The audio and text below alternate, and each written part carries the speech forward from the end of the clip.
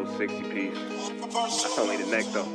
Last night a bitch nigga shot a real nigga, but we don't make no diss records, we just deal with it. Plus I be going through a lot, I never talk about it, and they using nigga songs in court, so I can't talk about it.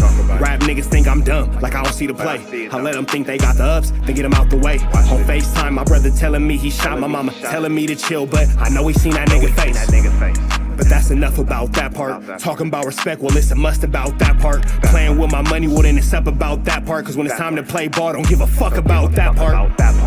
They know I'm that nigga when they see me. Her man crush been a hater and her little brother won't beat me. Her friend been on my dick since I was passing out CDs. Her baby daddy a mark and her boyfriend probably a weenie. 3,300 on my book bag. Left some niggas in the past, but I don't look back. Shit kinda different, I ain't the man that I was. I seen death in too many forms and I ain't never really shook that. Don't let him rock you to sleep, true colors better believe him. I know that God got me, but I be riding with my reaper. Praying with my kids and even then I got my heater. And I be stepping so hard, this hoes in $1,000 sneakers. Take your bitch when I meet her and you ain't seen her in about 3 days. Knew I was a threat, I passed that stick like a relay. Spin it back to back, it's like a motherfucking replay. Turn your son into a bitch when I shoot, I think I'm D-Wade. Told him I'm a savage, if I want it, I'ma have it. Playing with my lettuce, cook your head like a cabbage. Tell them that I'm rich and I'm solid, that's the advantage. Bitch, bad kids, fresh little nigga, you can't stand it. Tell them big checks, yardsticks, not a root. All I smoke is ops and I don't never smoke a hookah. Looking for a blessing that's worth of Jesus and Judas. Tell them niggas game 6, my whole team full of shooters. I slide on a nigga like a motherfucking flip-flop. Pressure on your homie and I promise he a flip-flop. Talking that wooty-woo, something. I know the police listen, so I ain't really saying nothing. I know these niggas envy, they can't manage how they feel. Jealousy's for bitches, you niggas pussy for real. A nigga get the drop and he happen to shoot. First we heal up and get back, we ain't going on the shirt, I swear to God, nigga. That wooty-woo, something. I know the police listening, so I ain't saying nothing. Talking that wooty-woo, something. Nigga, cock back and aim and leave you bleeding where you running, swear to God, nigga.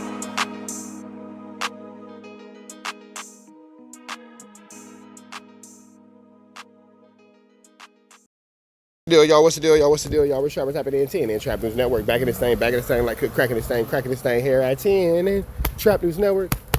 It's how you get news you can use. It's how you get knowledge, though. You're not finna get nobody's college, though, big dog. Tap in with the tap in to make sure you are, in fact, tapped in with that good tap in. Hit that notification bell. Hit all. Say tapped in with the greatest and the latest and the latest and the greatest. Hit like, comment, subscribe for everything we got going on here at TNN Trap News Network. We're gonna jump into this content without no further do's or don'ts. Hit that notification bell. Tap in with that tap in to make sure you are, in fact, tapped in with that good tap in. We are Trap News Network. If you want to be a part of this family, hit me up on Instagram. Make sure you hit me with that. And yeah, man, TNN Trap News Network. News you can use, knowledge you ain't finna get nobody's college though. TNN Trap News Network. Good news you can use, good knowledge you ain't finna get nobody's college.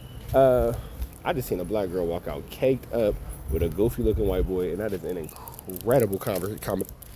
She is caked up with a goofy looking white boy.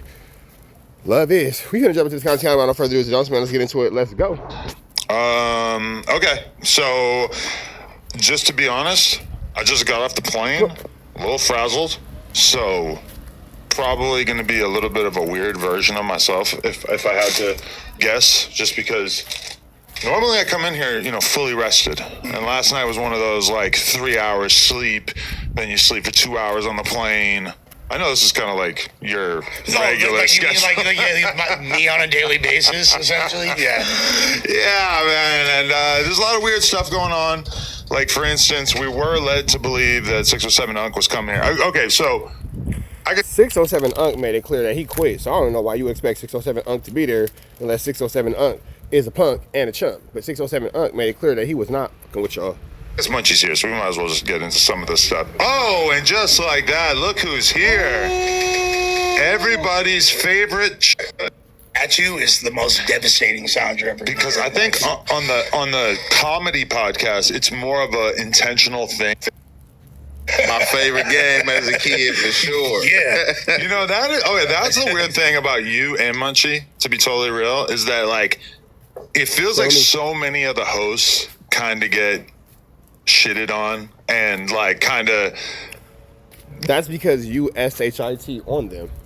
They get, and no host and no jumper has never ever been itted on without you directing someone to it on them, or you itted on them yourself. So that's how that kind of works. They basically, I wouldn't say get a ton of respect from the other hosts. So, it's like a common no jumper podcast host type that kind of gets dumped on a lot. There's many examples of this. Like I have to get into. Lush, I am staring at the But it's like, you know, you only can like give people the amount of respect that they demand or seem to require. And I feel like both of these guys kind of like, you know, they seem like they require respect and They everything. put themselves in positions to not be played with, but you still figure out a way to play with both of them. Everybody is inclined to give it to them, which is just different than a lot of people we've had on here over the years, you know? I think there's definitely truth to that. First of all, like I would say like the street cred of the hosts on this channel is exponentially like increasing as the arc progresses. Yeah. So these guys kind of got a different accent to them. That's not true because Brick Baby was a decorated power before he went on No Jumper. If Brick Baby would have never went on No Jumper, a lot of y'all would still be afraid of Brick Baby like y'all were before he was on No Jumper. Straight up. A lot of y'all, unfortunately, was afraid of Whack. Straight up. A lot of y'all, unfortunately, were afraid of Loose Cannon. Straight up. So, no, your street cred only dies at No Jumper. No Jumper is what I've been saying for a while is where gang members go to kill their street careers, for sure. You feel me? Than previous hosts, by and large. However, I'll also say the more we get to know each other, the less formalities people stand on, and I feel like, you know, like, not that there won't be respect, but I think we can mess around a little bit more as time goes by, and stuff, Yeah, no, I just feel like with shit with like with life, you feel me? That's just like, you know, how stuff be, like for real, like y'all said, it's just like, you know, comfortability, you know what I'm saying, respect barrier as well, you feel me? Just like you can point out like a ton of other hosts. I just feel like anybody can get tried. Yeah, feel me? People will try anybody, you feel me? But people are like more than likely they're gonna try to go for like, you know, the easier win. There ain't no easy win this way for sure. Like I ain't going for no disrespect because you feel me, I don't disrespect nobody. Like whether I dislike you or not, I'm not gonna just come out and disrespect you unless you just like in a line of fire, you know, you warranting that disrespect. Then it's like it's different. But you know, whether I dislike you or like, you know what I'm saying, I'm not gonna just disrespect you and just be like, hey, and just come out and just, you know, just try to get on you. You feel me? No, that's an interesting point too. Like these guys haven't really, or for sure, So basically, Young and Hefe is saying I haven't been involved in any of these Flu Flammers games. You feel me? None of them. You feel me? None of them. So because I haven't been involved in none of this Flu Flammery, skullduggery, and larceny, why are y'all putting me involved in Flu Flammery, skullduggery, and larceny? like has not actually like tried to get on Bull's helmets and get like me. I was poking the bear instantly. We haven't tried to put either of these guys in the trick bag yet. We haven't like tried to like devise a plot with them. The trick bag. True. You know, because sometimes we do. Well, at least Lesh can account for the fact that he be poking the bear. Shout out to the Latin Effect podcast. Come on, the Latin Effect podcast, where Lesh will have to answer for that tomorrow because you like to play. So see how that goes. Keep going. We kind of like talk behind the scenes about like, you know, let's make some funny shit happen. Funny that they said the whole Unk thing. Adam said this. Adam. Yeah, but they are saying that. That was crazy. But you know where that come from? Cause you Unk is somebody. Compa. Like you was like, you know what I'm saying, Cholo, whatever. So I think they might be taking that from that. I'm gonna be real, like. If you think that, I'm not gonna say that Adam told 607 Unk to call Munchie that word or to use that word, but at the same time, you definitely allow 607 Unk to play in a space where it can get detrimental with men like Munchie B and Young and Hefe. So it can't make sense on one end to say you respect them and what they have going on and how they're respectable members of the streets and Wiki Bamish and all that, but at the same time, you even sit them with somebody like 607 Unk because those two things cannot exist at the same time. They're counterproductive. So the respect for having them as street members and all that kind of stuff, to put them in a peculiar situation like that, definitely does not show that same level of respect.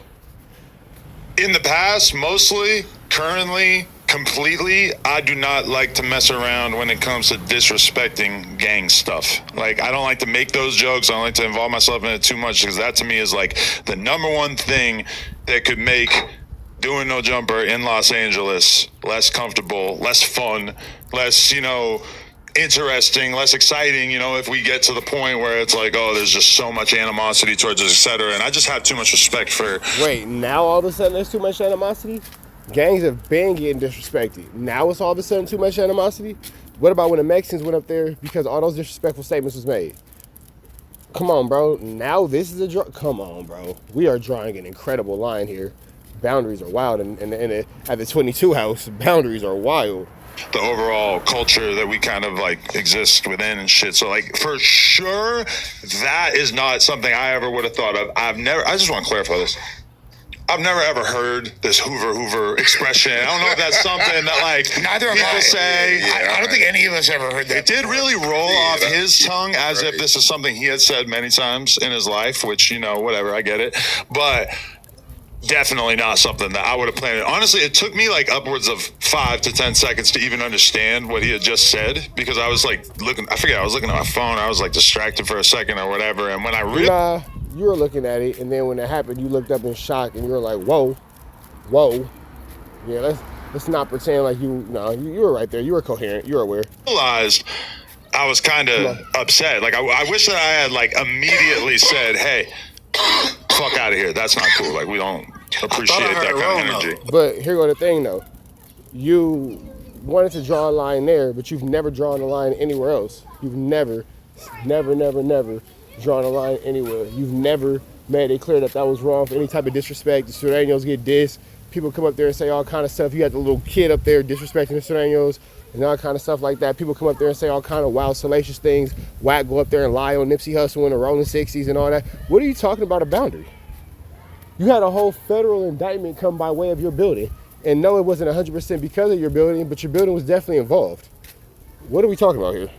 Like the first, what he said the first time? Right. I thought I heard wrong. I'm like, that ain't what he said for sure. Yeah, there's no way he said that, right? I think then a lot of dudes just be too invested in this shit, man. Like dudes, like I'm just seeing all like type of stuff, because dudes, like first you got it was scripted. Then it's like, if you looking at it, like how was it scripted? Like you see, it wasn't scripted in the sense of Adam told him what to say, but I would say it was scripted in the sense of Adam told him to do something shocking, and even if he didn't tell him directly, like 607 Unc said, it's known the type of character I create, it's known the type of atmosphere that I bring into the room. So, you know, you put me over there to create that atmosphere.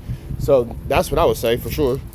The place that it came from, and like, you know what I'm saying, and like how it came of, talking about it was scripted, like in no way, form, or fashion are you watching this, why would you believe this is scripted? And then second, like they said we basically on no jumper to what was one of them little podcasters I seen saying, they said Munchie B and Hefe is on no jumper to take something. I was just like, man, these dudes is crazy. I mean, to take something? Take something. I mean, all right, this is my other thing too, and I don't know if Munchie's ever like peeped this, but it's something that So Adam saying he's sick of the gang violence and no jumper is crazy. Six, come with me. I've just noticed myself like naturally doing is that I feel very defensive of Munchie. Like I want to protect Munchie because number one, we kind of like came together from a situation in which we maybe like weren't super cool, you know? So him even wanting to do podcasts or like even building that bridge and the fact that we've developed a relationship means something to me. And then in addition to that, with the whole blindness thing, I just like want to look out for you to help you out in whatever situation you might need. Bro, Munchie is blind. So with that being said, he's going to make sure that he does everything that he can to keep himself at an advantage and keep himself, you know, in a protected space. And with him being a no jumper employee, he should be a protected employee. You feel me? Munchie B is blind. So there shouldn't be anything going on over there that is detrimental to him because he has an advantage, a disadvantage of not being able to see.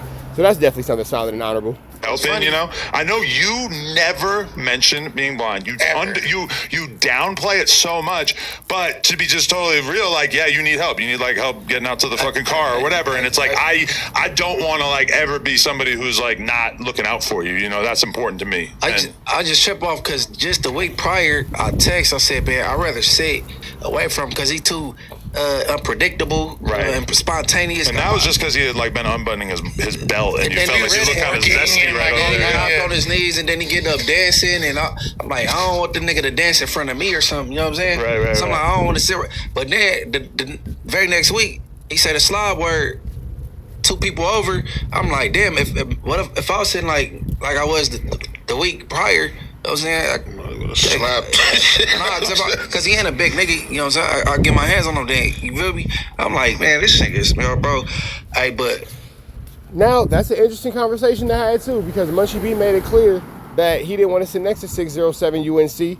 You know, blah blah blah blah blah blah. But we gonna get into that next. Y'all know the deal. It's red dots to the left. Y'all know the rest. For right now, it's Free Avenue Angel till he's free. We are gone.